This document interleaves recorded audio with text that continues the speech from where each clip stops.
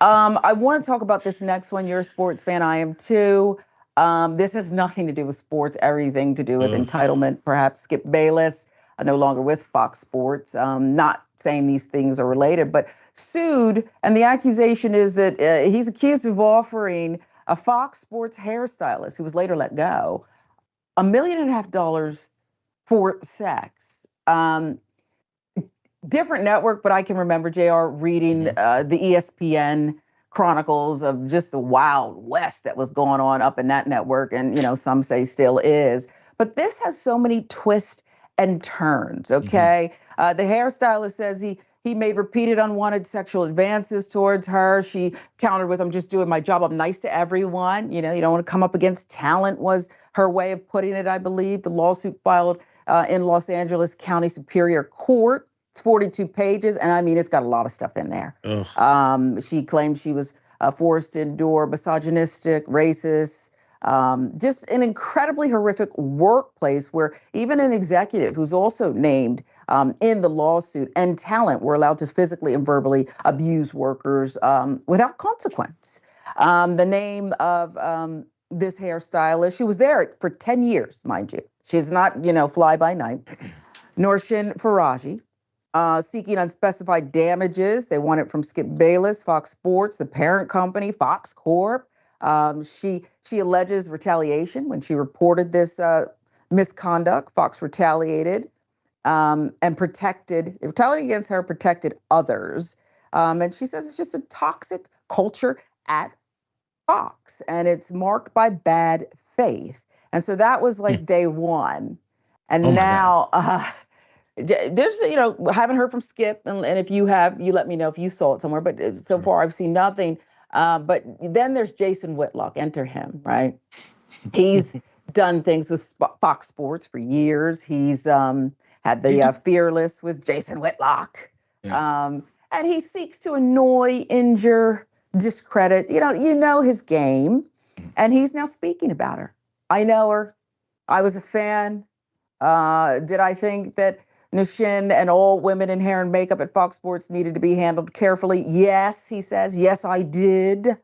Anybody that knew me and knew my reputation at Fox Sports, it was like, hey, I'm going to come into this makeup room. I'm going to say very little because I'm not going to give you any leverage over me. Because, of course, women, that's what we're about. We're about leveraging men and using our sexual energy to entrap them, is how I've read that. And I'll let you talk, but he went on to say what his father told him, okay? And his father basically said, I'll paraphrase it because I can't find it right now. Don't let these women get you, son, because they're all vipers. That's me paraphrasing, but that's kind of how he put it out there. But he enters every chat, it seems, Jason Whitlock. What say you about all of this? A lot of twists and turns. Yeah, it's crazy because as we were talking about this before, I was saying how I kind of avoided the extra details because once I saw some of the stuff come out, I was like, ugh. Like it's draining. So of course these are allegations. We'll see how they come out. There's going to be all kinds of investigations towards it to get the validity of it to the degree that we see that it is. But so from the Jason Whitlock point of view, like, bro, it's really easy. It's real simple because I don't believe he's named in this. It's real easy. He can just not say anything. It's really easy to do that part. But he's talking because he wants to insert himself into this story. I used to work with Fox Sports. Was he also with ESPN at some point? I believe there's been a couple sports networks. It's why we saw a few months ago, even another loud talker, Stephen A. Smith, absolutely went off on Jason Whitlock. And many people who have issues with Stephen A. Smith, even in that whole tirade, I mean, he was cussing, he was calling them names. There's been some memeable moments from that tirade.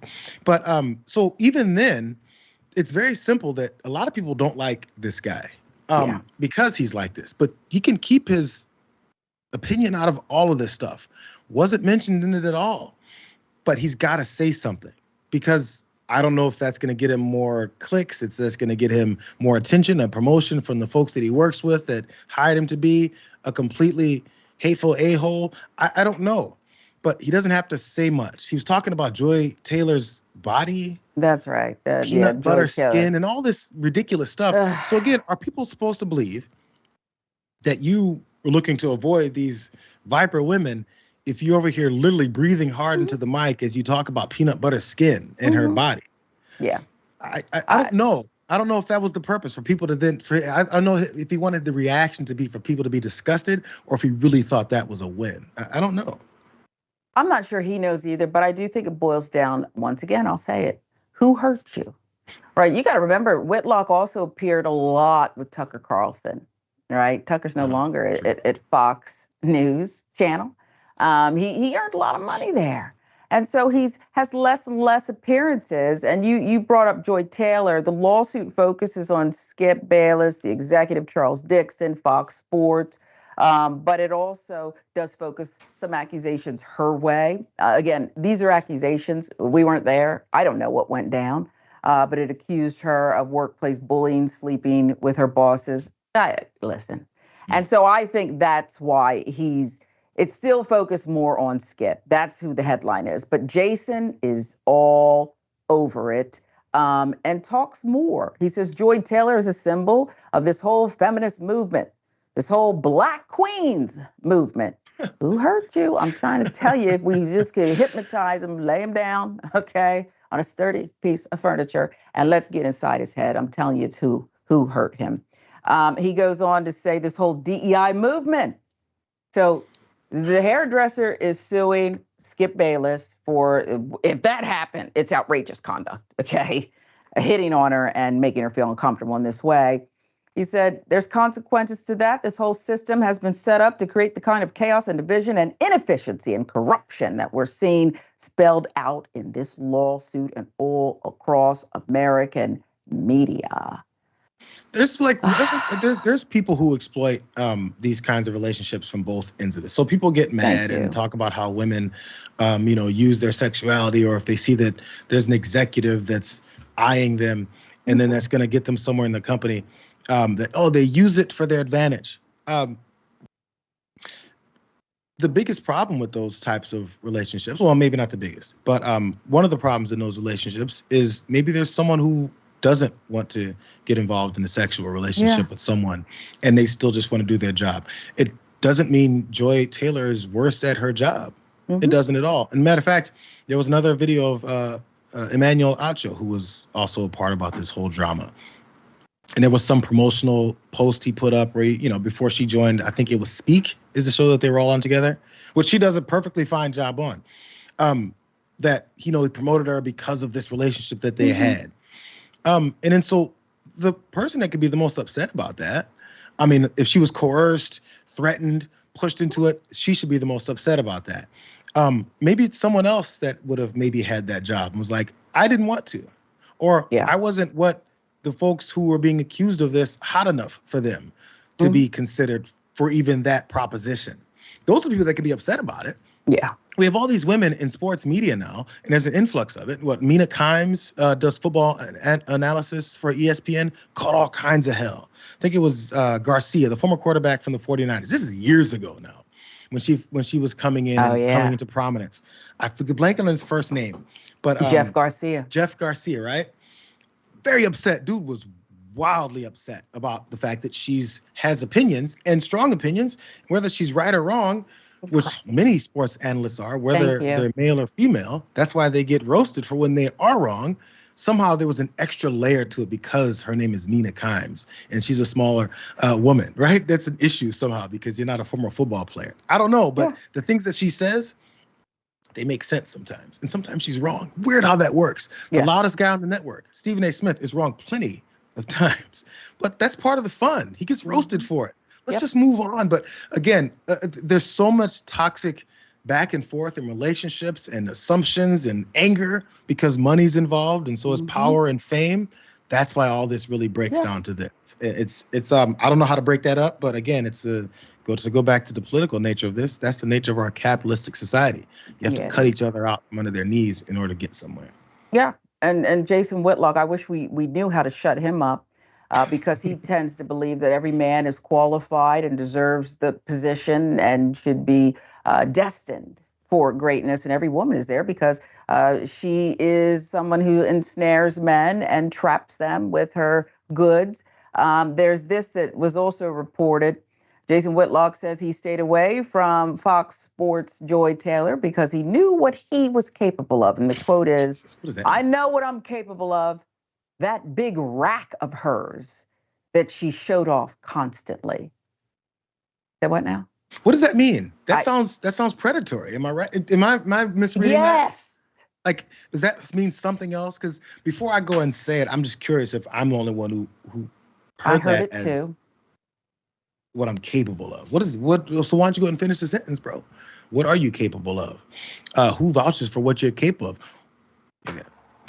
So these are lawsuits and everything. So there's no need in making any accusations. No, these are allegations. Well, like you said, we'll see how it plays out. But it's this same, and I would think people would recognize it. Okay, Jason Whitlock is quite piggish in his analysis. Okay, of the woman and the Black queens, but it's so obvious.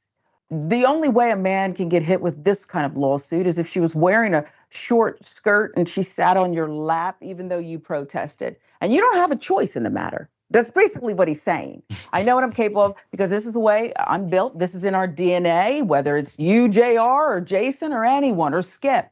And that's just not true because there's a lot of people who don't get down like that. And it's not even plausible. You know, Donald Trump, the incoming president, is the one that talked about what he did when you're a star, okay? And apparently there's some other people who believe that the women want it too when they have reached a certain level. We'll see. It's wild. It's wild. And did you mention actually Joy Taylor had those accusations about what they said she then did in return? It's all over the place. What it's going to do, I guess my last thought on this, what it's going to do is either attract more of the wrong kind of people to this network or kind of keep some of the best away. But there's not many options. So I don't know if that's even going to be the case. Can I give you one more quote? Mm-hmm. I want to just devote a couple more seconds rather to trash. Okay. The quote from Whitlock. Joy Taylor has done some radio work down in Miami. What does she have to offer? He said. How does she get that job? He questioned. How does she even get that opportunity? She's got a big pair of cans. And she's, according to Noushin, the makeup artist, willing to let people enjoy those big cans of hers. That's how we got here. And it's not Joy Taylor's fault. Again, this is what's in the DNA with women who seek or are ambitious. I'm trying, this is the funniest line. I'm trying not to disparage Joy Taylor, but the facts are the facts. He doesn't know the facts. He doesn't know the facts. And I think it's sick. Again, I wasn't there, but I've worked the sidelines of the NFL and the NBA, and I've broken sports stories, and I've had some things happen, and I've pushed back against some things. And I just, for the life of me, cannot understand how we're still here in 2025, JR. You know what? These are the same people. I guess I did have another thought. These are the same people who, the Jason Whitlocks, who also cross over into society and political discussions, who have an issue with, specifically the men that are having an issue with gay men, or because they're concerned, or trans women. It's because they're concerned they're going to get hit on, by a gay man. And then that's the worst thing in the world. Oh my God, I have to fight you now, right? But will openly on broadcast say things like, I know what I'm capable of, and I'm going to do this or that. And how could she get those positions unless this and that is the third? And so imagine if the folks that are in power, maybe other men, maybe the head of the entire network is a gay man, and he's open about grabbing you. And he's open about talking about, you can't wear them tight pants there, bro, because I can see something. And you know what you're doing with that thing. Like, imagine the outrage. Imagine the fear. Imagine the lawsuits. It's the same way the folks that say the loudest things against other people that are generally oppressed and kept down and characterized a certain way, if a small percentage of it is tossed their way, they're on their knees crying over it. Can you believe what they did to me? Nothing, bro. The same stuff that you think about doing.